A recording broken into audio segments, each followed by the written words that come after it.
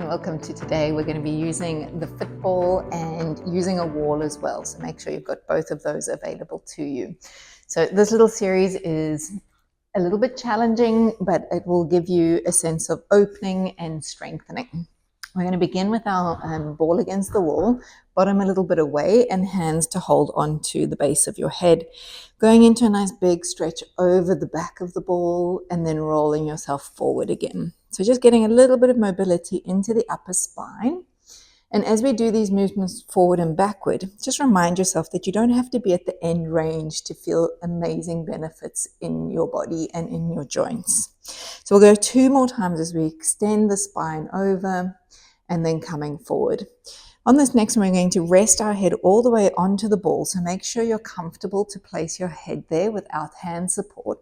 And then reaching your arms back towards the wall. So hopefully you're going to feel your fingertips on the wall. And if you can't, that's okay. Just keep the arms where you can. You're going to begin to walk your fingers down the wall as though you're going to place your hand flat onto the wall. Now, my heel of hand is not on the wall. Yours might be. And then you're going to bring those fingertips facing up towards the ceiling again. So we're going to increase the stretch down the forearms, down the underarms, getting a nerve lengthening, and then flicking the arms back up. We'll do that 2 more times as we bring the fingertips to face down, getting a stretch out through the palms. It's important that, of course, this is a nerve stretch we're doing, but that you are comfortable in your spine and in your shoulders for that to be happening. And then relaxing out of that and just bringing your arms all the way down towards your side, chest coming up. We're going to be flicking over onto our back, so rolling yourself onto the floor, and as you do, we're going to be moving that ball up the wall, so walking it up towards where your legs are straight, and then just shift yourself underneath a little bit more because you want to have your legs in a nice vertical position. So just aiming those feet up a little higher so that the ball and the heels are in contact, and we're going into bridging, so rolling the pelvis up away from the mat surface. And at this position, really feel like your bottom is feeling sit bones close together, a long line from your hips towards your toes, and then rolling your spine towards the mat. Making sure that when you're coming up in this movement, that you are not suffocating yourself and going too high up where you can't actually feel like you can comfortably breathe, and then coming back down. I like to just imagine my shoulder blades and my upper back as the shelf that my body is resting on. So I feel very comfortable in this position and I don't feel stressed through my breathing or crushing down through the back of the neck. We'll go for 1 more time as we bring our hips up into the air, and we're trying to stabilize through this position.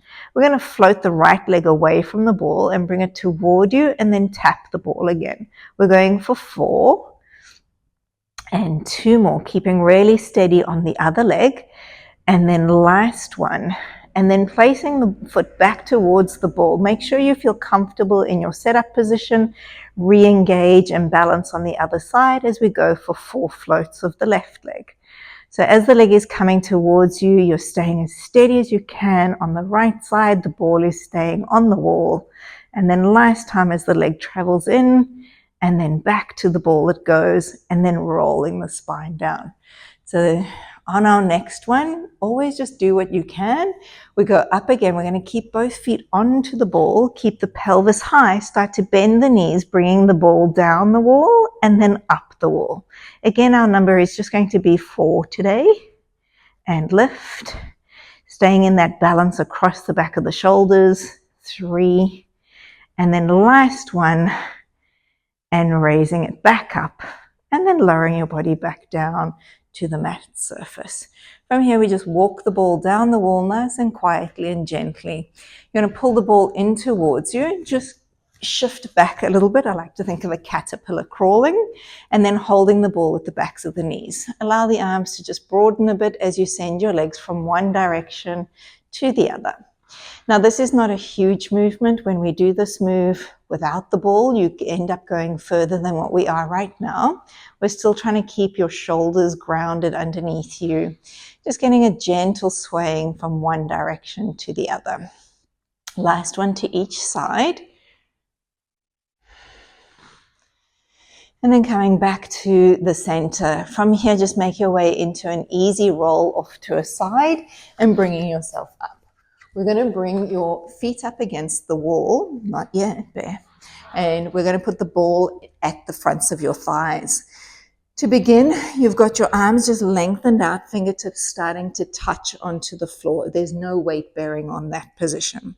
From here, we're going to press out into the legs and lengthen your arms, raising your chest just a little bit up and then lowering yourself back down. So we didn't start in a flexed position over the ball. We were already starting on an angle. And again, pressing yourself out, long reach through the arms, and then coming back. We have 2 more like that. As you press away, keeping contact with your heels against the wall is important. So often in this position, a lot of people push onto the toes, but we really want to ground the heels, and that's going to access the back line of your legs a little more. On this next one, we're going to press out and we're going to hold the position. Let's flick the palms to face in at each other and the thumbs up, and we're just going to beat through our arms. So we call these swimming arms. So nice long length from the shoulder all the way towards the fingertips. Staying steady, breathing in, breathing out, feeling the connection of that wall towards your feet. And we'll take 2 more, 1 more, and then bringing it all the way back down. So from here, we're going to go into a walking motion. So we'll press out and you're going to find yourself to balance so that your hands are on the mat, so on the floor surface, and your knees are at the top of the ball. From here, we're just going to draw the knees in and lengthen the knees out. So keeping your upper body nice and steady. Fold and lengthen. And 2 more. You can let the eyes look at the ball and then between the hands. And then last time, drawing the ball in and then lengthening it all the way out. From here, we do a nice controlled walk back towards the start. Now, I know there's a lot of noise that happens with that, and that's quite normal. We're going to go again. This time it's an oblique movement. So we go out again and we walk. Find your setup. From here, we're going to bring the ball over towards the left elbow and then back into parallel shape. And then over towards the right elbow and long in between. So the control of moving slowly in and out, finding your setup each time is part of the exercise. Don't rush through this. Don't try and push into your bigger muscles. Really find the control through each motion.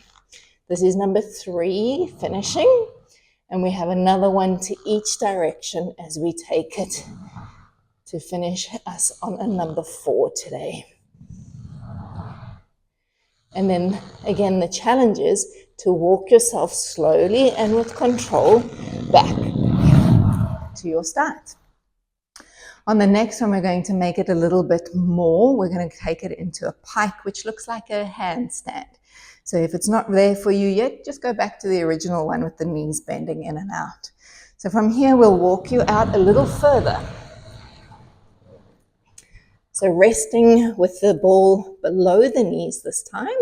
Begin to lift your head, your hips, and look down towards your ball, and then slide yourself out into your long plank. And again, raise the hips, pulling the ball in, and then lengthening yourself out and long. Be mindful that you don't collapse between your shoulders, and that when you are here, you don't let your head drop down. Last time, pull it in, press it out, and then super control, walk back. There's 1 more to go. I told you it was going to be a warming one. This time we're going to set the ball just above the knee height, so not as deep as we just went. Finding yourself into a balance. Now, having said that, if you would like to, you can go as far as you want. We're going to do a set of push-ups. 4's our number. Down and lift. So as you're coming down with your body, there should be a corresponding lift of your back of your legs. Last one. And then walking yourself all the way back to your start. From here, we're going to turn to the side and we're going to place a foot against the wall surface, bringing your ball close in towards your thigh on the outside. And then really hugging it deep. So you'll see that I've started with my knee bent, because as I press out to a straight leg, I want to get myself into a position where I feel like my rib is at the top surface of the ball. From here, elbows are bent, and we're going to go over the ball and lifting up. So pressing into the wall as your support and your friend are going to help you from wobbling around too much. However, saying that, sometimes it's not always true. Last one as we come up and down. And then from here, you're going to send your bottom leg either in front of you or behind you. You'll find where you are the most stable. And then again, going down and picking yourself up. So this is superb work for the side of your body. 3, and one more, 4, and then bringing yourself all the way back up and down. We're going to spin around and go to the opposite side. So again, starting in, and depending on the size of your ball will also affect where you position yourself. So curling it in, pressing out to a straight leg. That foot is on the floor, on the wall, nice and steady. Hands are behind your head, and we're traveling over the ball and away. So I've said it a few times already in the video today. If we can take the slow, controlled, and really visualizing the movement happening, it'll be better than if you are too forceful with everything. So again, choose which foot you want in front. I prefer my underfoot forward. And again, for over and up. And whenever we do our single sides, you'll notice that one is much easier than the other. So hope you figured out which one that is for you. All right, from here, we're going to bring ourselves up into a standing position, and then taking a foot onto the ball behind you. So literally just the tops of your toes are touching onto the ball. I'm sorry. I know, we're almost done. So the toes are onto the ball, and then you're going to sit yourself into your squat shape. We're going to keep hands on your hips or towards your lower back to start, and we're going to slide the leg out and pull the leg in. So the ball is round, in case you didn't know, and what it does is it likes to move everywhere. So you're trying to focus on that leg going straight back and pulling straight in. Let's add our next 5 with our arm reaches. So as the arms slide past each other, you've got a straight arm going forward as the same leg is traveling behind. Last 2, last 1, and then bringing that all the way back in. Switching over to the other side. So again, just finding that ball behind you, finding where your position is of your foot is really good for balance. From here, we're going to go back into the seat, and then hands on your hips or at your low back, wherever is the most comfortable for you.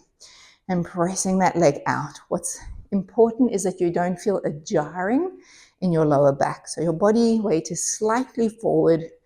So you've got a nice sort of angle at your hip. And when you're ready, we're going to add that extra arm, reaching forward and sliding or scissoring the arms apart. And we'll go for 3 and 2 and last 1 there. Perfect. All right, we're going to end with ourselves back where we began, sort of, which is on your knees and having the ball back at the front of your thighs.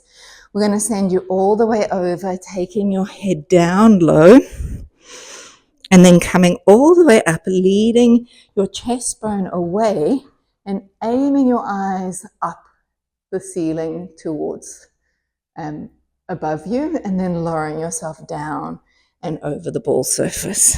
And again, leading chest bone, eyes, keeping connection to the wall, keeping connection to the ball, and then coming over the top. In this kneeling position, it's very easy to allow your chest to lift off. There should not be a lot of discomfort in your low back, but your glutes are working to support your spine coming up. Your spinal muscles are working.